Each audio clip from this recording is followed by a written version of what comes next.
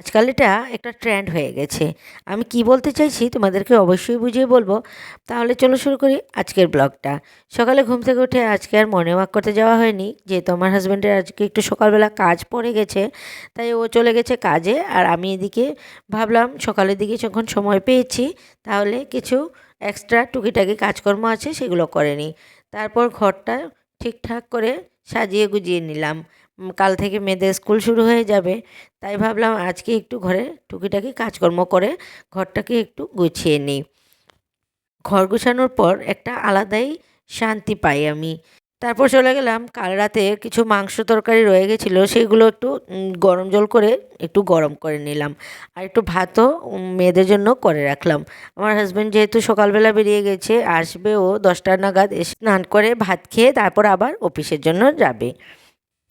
তাহলে যেটা বলছিলাম, আমি ট্রেন্ড হয়ে গেছে, ট্রেন্ড হওয়ার কথাটা মানে আমি বলতে চাইছিলাম যেটা, সেটা হলো আজকাল কেউ কেউর ঘরে এসে একটু সময়ের জন্য বসে না।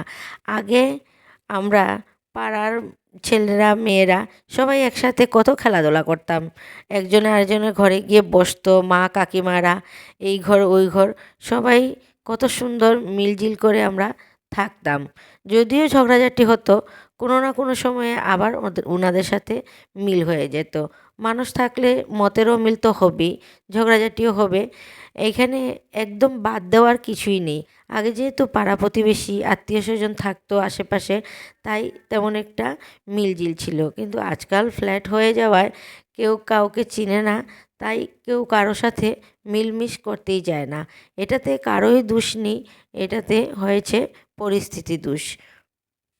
আত্মীয় স্বজন হলেও মনোমালিন্যটা দূর হয়, কিন্তু এভাবে অপরিচিত লোকের সাথে আশেপাশে থাকলেও কিন্তু সেই মনের মিলটা আর হয় না। তাই সবাই ভয় পায় একে অপরের সাথে মিলমিশ করতে, একে অপরের ঘরে গিয়ে বসতে, বাচ্চাদের একসাথে খেলতে দিতে সবাই ভয় পায়। কেউ কাউকে চিনে না, তাহলে কীভাবে সবার সাথে মিলমিশ করে থাকবে?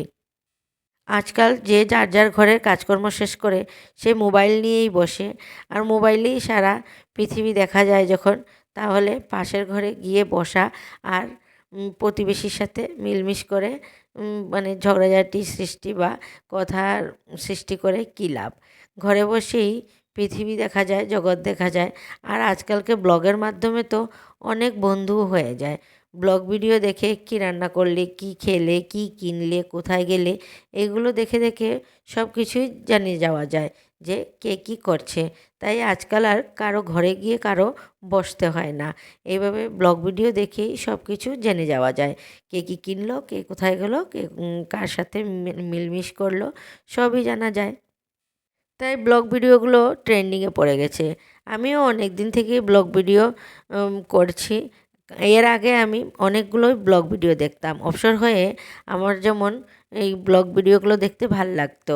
আমি যেমন অন্যদের সাথে মিলমিশ করতে বা অন্যদের সাথে বসে গল্প করতে ভালোবাসতাম, তেমনই আমি অন্যদের ব্লগের মাধ্যমে আমার সেই অভাবটাকে পূরণ করার চেষ্টা করতাম। তারপর থেকে আমিও শুরু করলাম ব্লগ ভিডিও করা।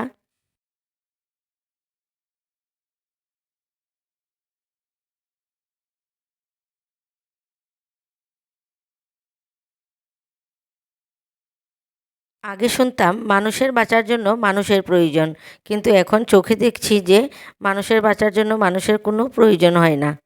পরিস্থিতির বশত মানুষ মানুষ ছাড়া বাঁচতে শিখে গেছে।